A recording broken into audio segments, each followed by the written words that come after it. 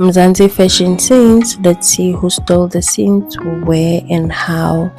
And first, we have Hope Mbele for the National Film Academy Awards, wearing this purple peplum dress with a high slit with tasseled bead, looking absolutely amazing.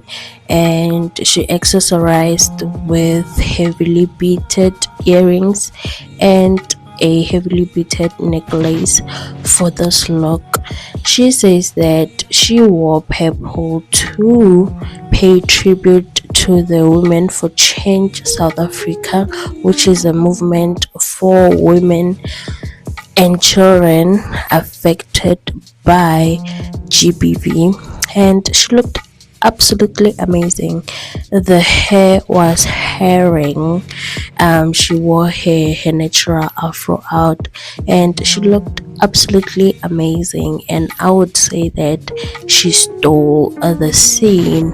And her dress was from Sihle Masango, if I'm not mistaken, and she looked absolutely amazing. On the next look, we have Tuli Pongolo for the National Film Academy Awards. Also, she wore this red Orapele Mudutle dress. She wore a thin red scarf as well. The hair was herring and the makeup was makeuping. She looked absolutely amazing. She wore this heeled sandal, of which it was gold, and she looked at me amazing.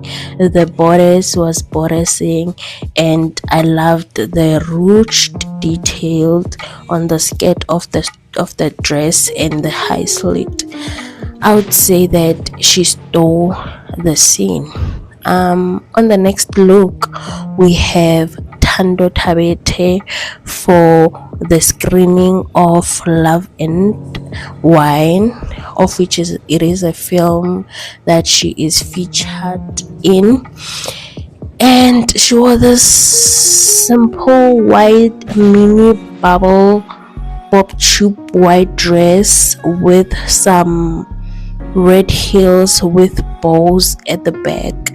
I really loved the look. It's simple and it is just simple, I didn't like the sunglasses with this look specifically because I feel like they threw the look off, but she looked amazing. So tell me what you think about these looks down in the comments.